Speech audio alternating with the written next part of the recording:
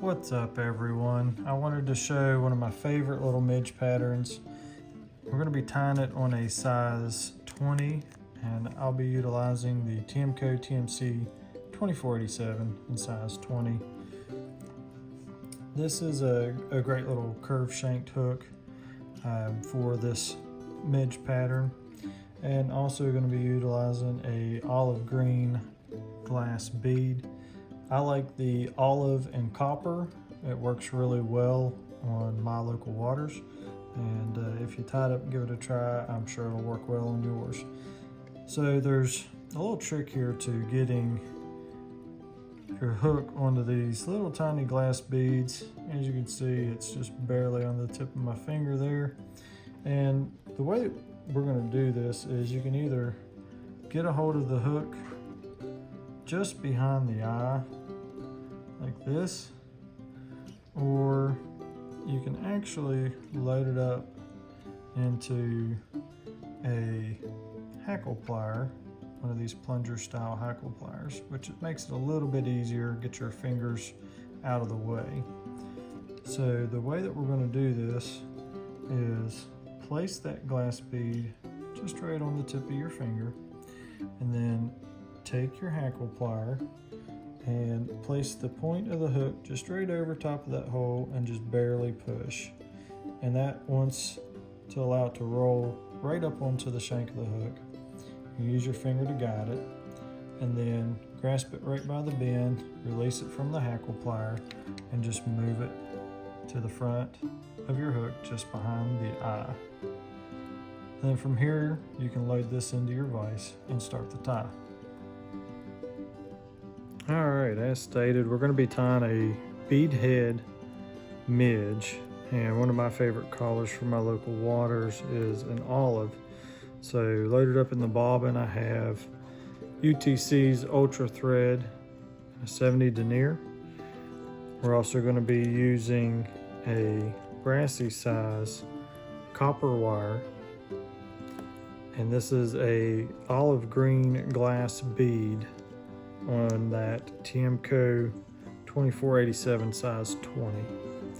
So start the thread just behind the bead, lay down a few wraps, and you can snip your tag in free. And on these smaller flies, every wrap counts, so we don't want to build up a whole lot of bulk too early. So we're going to advance our thread just back to behind the bead. You can insert your copper wire into that bead just a little bit to help get you stabilized so that you can wrap it down.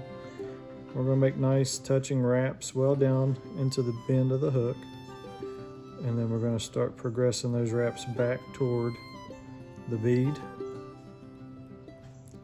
and then we'll go down about 2/3 of the way of the body, and then back up to just behind the bead. We'll go down about halfway down the body, then back up behind the bead, and then we can just fill in there to build that nice little taper. Now once you've made it this far, I like to throw in just a half hitch right behind the bead so that our thread wraps don't come unraveled. And then in open spiral wraps, we're going to start progressing our copper wire forward. Now 4 to 5 wraps looks pretty good on these.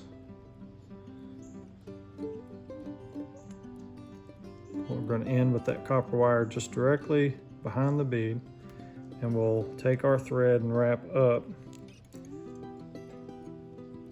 3 times just to secure it right there in place. Then we're going to go in front of the copper wire and just behind the bead 3 turns. Helicopter that wire free, and then I like to put in a couple 2 or 3 turn whip finishes here.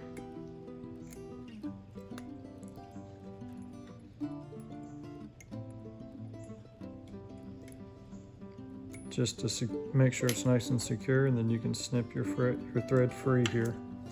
Now, you can fish it just like it is, or you can give it a coat of Sally Hansen's Hard as Nails over everything behind the bead, just for that extra little bit of durability. That'll soak into those thread wraps really good and make everything good and solid. As you can imagine, you can tie these little midges in whatever collar best suits your area, or whatever collar you think may attract fish. And you can also tie them in various sizes. These just happen to be a size 20 with a glass bead, and you can make it bigger, of course, or smaller if you like. Hope you enjoyed this video, and thanks again for watching.